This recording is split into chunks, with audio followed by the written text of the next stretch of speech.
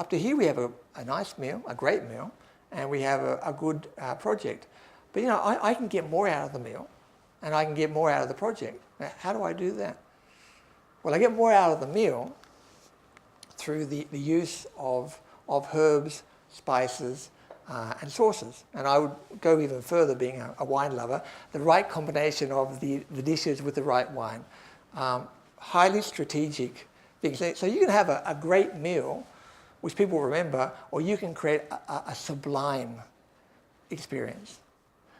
The right herbs, the right spices, the right sauce can really transform a meal. It adds that extra dimension. It gives that little bit more that wasn't there. It never dominates. The right spices, the right herbs, the right sauce doesn't overwhelm the course at hand. It brings out the natural flavors of the course. It brings out its true essence, as does the right choice of wine. So this is a way to really, and I love this. I mean, I love the subtlety of finding the right herb, the right spice, the right wine, and getting it just at the right dish, which brings out the true flavor of that dish. So too, in a leadership or organizational change project, is the involvement of the senior management team. And so many clients, they resist this. They think they can just buy a solution and then they disappear. But their involvement from day one, and I've had, many clients have done this very well in Europcar, Hewlett-Packard, Vodafone, Electrolux. Many who really have seen it through to the finish. Do you remember that? Do you remember that voice in the Field of Dreams when he built the crazy field in the middle of nowhere of his farm, and he thought he'd done everything, but he had this voice came back and says, "Go the distance." Go the distance.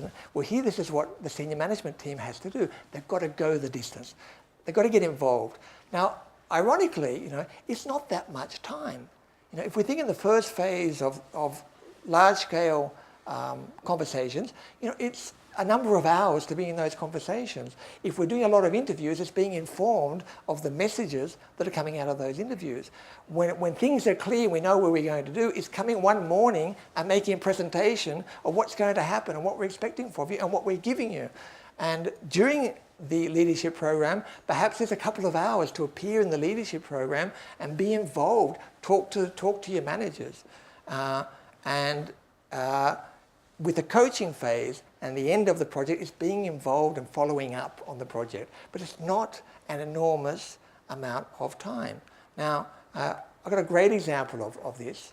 A dear client who I worked with for 10 years, and I have a certain affection for, Electrolux. Electrolux is an enormous company, 55,000 employees in 60 different countries. And we did a great leadership course. We did 3 6-day leadership course every year over a period of 10 years up in Sweden. We got managers coming from all over the world to partake in this. And they had a real problem because they had an organizational culture which was engineering based, in which manufacturing was king, and everything had to fit in. Can we make it easily or not? To becoming a truly client-centered organization where you adjust the manufacturing, we adjust the way that we work, we adjust our culture in order that we can give the client what they're asking for. So this was an enormous transformation.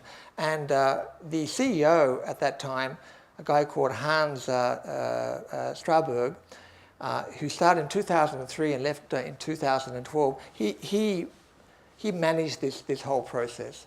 And he would come on the first day of every single leadership program. This is a CEO of a company of 55,000 employees.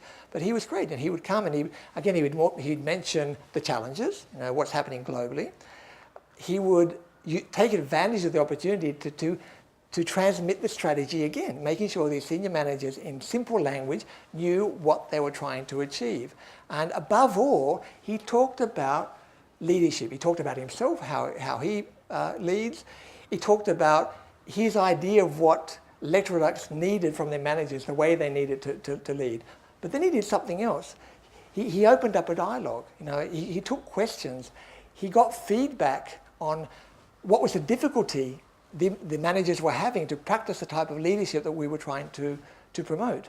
He got feedback in the obstacles to the changes that they were finding in their road on the way to becoming a true client-centered thing.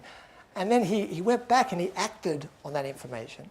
So, you know, for 6 hours of his time a year, the benefits were enormous. But here you got an example of a good quality leadership who see the potential in this type of opportunity. So